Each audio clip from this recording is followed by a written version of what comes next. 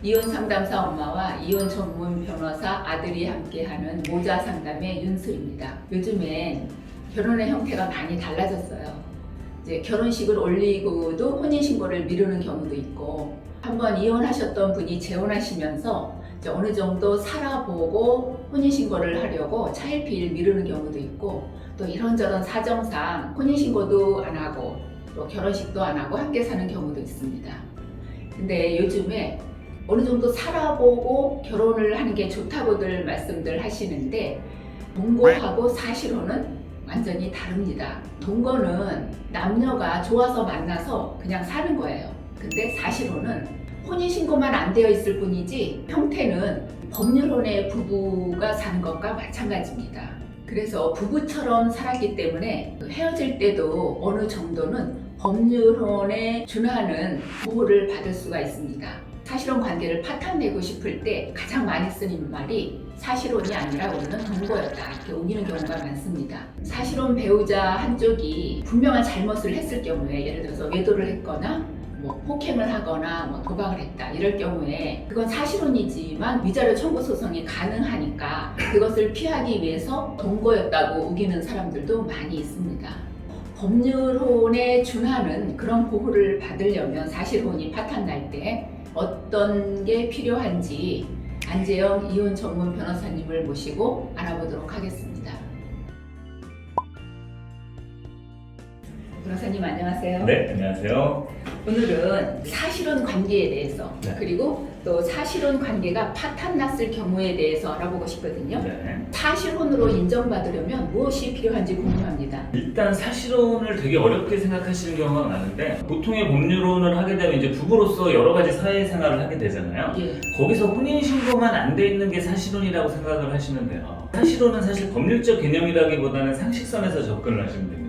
우리가 결혼을 하게 되면 당연히 애도 낳지만, 그렇죠, 명절에 서로 양가를 방문하기도 하고, 그렇죠, 서로 간에 주변에 이렇게 지인들을 알려서 우리가 부부라는 사실을 이제 널리 알리기도 하고, 아이의 학교에 가기도 하고, 재판부에서도 상식선에서 이 사람들이 혼인 신고만 안 했지 부부로서 사회생활을 했구나, 사회 구성원이구나, 이렇게 느낀다 그러면 그 사실혼이 되기 때문에, 사실혼은 뭐가 중요합니다 라고 말하는 것보다는 그냥 상식선에서 혼인 신고만 하지 않은 부부다, 이렇게 생각하시면 될 것 같아요. 법률혼에서는 협의혼이나 재판을 통해서 혼인을 해소할 수 있잖아요. 그렇죠. 근데 사실혼 관계에서는 그럼 어떻게 해소를 해야 되나요? 사실 우리가 법률론에서 협의혼이나 그 이제 재판상 이혼을 하는 이유는 다른 여러 가지도 있겠지만, 우리가 혼인신고가 돼 있기 때문에, 혼인신고가 돼 있으면 당연히 국가나 외부에서는 우리를 부부로 인식할 거 아닙니까? 그렇죠. 근데 이혼을 하고 따로 사는데도 부부로 인식하면 굉장히 곤란한 일이 많이 생길 거 아니에요? 예. 그래서 그 혼인신고를 강제적으로 없애기 위해서 사실은 그 절차를 밟는 거거든요.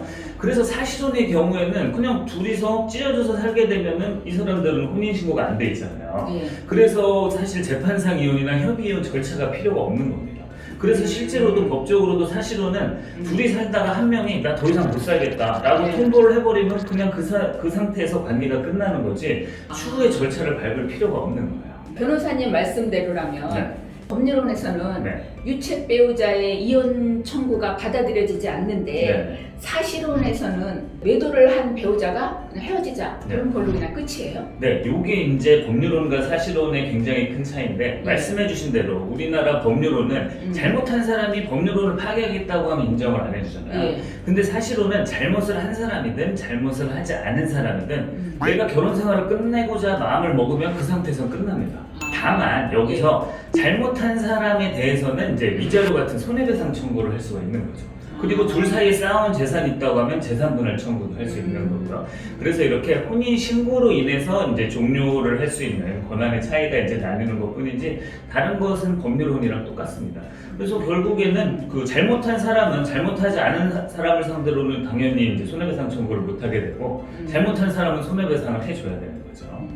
이제 어느 한쪽이 이렇게 특별한 잘못을 하지는 않았어요. 네. 근데 그냥 저 사람한테 마음이 식어서 난 더 이상 살기 싫다. 네.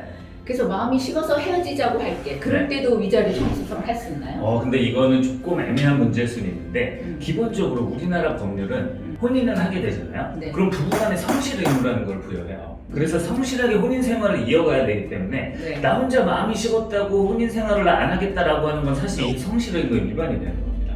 그렇기 때문에 그 자체도 이제 귀책 사유가 될 수 있는 거예요. 근데 이제 문제는 법률론에서 내가 식었기 때문에 이제 그만 살자라고 하는 거는 사실 이거 누가 입증하기가 굉장히 어렵단 말이에요. 실제로 누가 잘못해서 마음이 식었는지 내가 그냥 마음이 식었는지 입증하기가 어려워서 실무에서 그냥 마음이 식은 걸 강한 귀책 사유로 생각을 안 하는 것 뿐이지 원칙적으로 돌아가면 법률론이든 사실론이든 일방적으로 마음이 식어서 혼인관계를 파기하고자 하는 의사통보를 하는 건 이거는 귀책 사유가 있는 겁니다.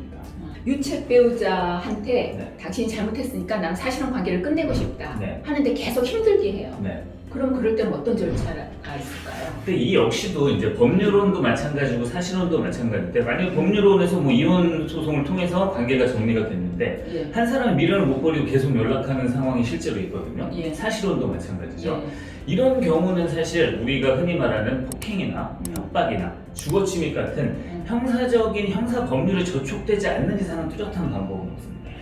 그냥 뭐 누구한테 전화해서 너한테 마음이 안 식었는데 나를 만나달라고 계속 범죄 행위를 하지 않은 상태에서 지속적으로 요구하는 행위는 이거는 사회적으로 뭐 도덕적으로나 그 사람의 평판으로 해결할 일인 거지 이거를 무조건 법률로 다 해결할 수는 없는 거거든요. 그래서 범죄 행위에 현행법에 저촉되지 않는 뭐 애원이나 간청 행위까지 다 법률로 해결할 수는 없는 거예요. 사실혼 배우자도 네. 이제 함께 산 기간이 길면 네. 재산 분할이나 또 그 연금도 나중에 네. 그 분할해서 받을 수가 있는 건가요? 함께 산 기간이 길든 적든 일단 사실혼이 성립하는 법률론이랑 똑같거든요. 그래서 기간이 짧더라도 사실혼이 성립됐다고 인정을 받기만 한다 그러면 일반 법률론과 똑같이 재산 분할 청구도 할 수 있고 그리고 이제 분할연금도 충분히 받을 수가 있습니다. 물론 분할연금에 해당하는 요건들을 갖춰야겠죠. 이제 한 10년을 함께 산 사실혼 배우자가 있는데 네. 한쪽이 사망했어요. 네. 그러면은 남편이 사망을 했으면은 그 남편 명의로 된 재산을 네. 그 아내가 다 상속받을 수 있는 건가요? 이제 제가 아까 초반에 법률론과 사실혼의 차이는 혼인신고가 되어 있는지 안 되어 있는지 이 차이의 하나라고 했잖아요. 예. 부부가 가족이 되는 건 혼인신고를 전제로 하는 거예요. 예. 그리고 상속도 혼인신고를 전제로 이루어집니다. 따라서 사실혼 관계에서는 아무리 깊은 관계라도 뭐 손해배상 청구나 재산분할 청구는 할 수 있지만 서로 간에 상속이 발생하지 않습니다. 상속은 안 되는 네, 거예요? 상속은 무조건 국가에서 공인한 가족이나 친족, 형제가 돼야 되는데 그것은 반드시 이제 그 국가에 공인된 그 등록부에 공시가 되어야 되는 거거든요. 그래서 혼인신고가 안 돼 있는 사실혼 사이에서는 그 상속은 절대 발생할 수가 없습니다.